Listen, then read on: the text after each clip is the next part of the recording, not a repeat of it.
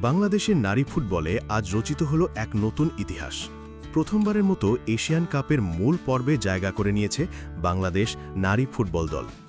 এই গৌরবময় অর্জন এসেছে বাছাই পর্বে শক্তিশালী মিয়ানমারকে ২-১ গোলে হারানোর মাধ্যমে।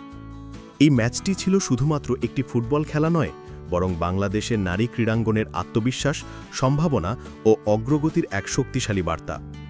ম্যাচের শুরু থেকেই দুই দলই আক্রমণাত্মক খেলায় মনোযোগী ছিল, তবে দ্বিতীয়ার্ধে দুর্দান্ত পারফরম্যান্সের মাধ্যমে ২টি গোল করে এগিয়ে যায় লাল সবুজের মেয়েরা। শেষ দিকে একটি গোল শোধ করলেও মিয়ানমার আর ম্যাচে ফিরতে পারেনি। এই জয়ের ফলে বাংলাদেশের নারী দল শুধু একটি টুর্নামেন্টে অংশগ্রহণের সুযোগই পেল না, বরং গোটা জাতিকে গর্বিত করল। দীর্ঘদিনের পরিশ্রম, কঠোর প্রশিক্ষণ এবং খেলোয়াড়দের দৃঢ় মনোবলের ফসল এই সাফল্য। কোচ, টিম ম্যানেজমেন্ট এবং খেলোয়াড়দের একত্র প্রচেষ্টায় আজ এই স্বপ্নের বাস্তবায়ন সম্ভব হয়েছে। বাংলাদেশ ফুটবল ফেডারেশন এবং সাধারণ মানুষ এই ঐতিহাসিক জয়ে উচ্ছ্বসিত। সামাজিক যোগাযোগ মাধ্যমে অভিনন্দনের বন্যা বইছে। অনেকে এটিকে নারী ফুটবলের নবযুগের সূচনা বলেও অভিহিত করছেন। এই সাফল্যের ফলে বাংলাদেশের নারী ফুটবলের প্রতি আগ্রহ বাড়বে এবং ভবিষ্যতের প্রতিভাবান খেলোয়াড়রাও আরও অনুপ্রাণিত হবে।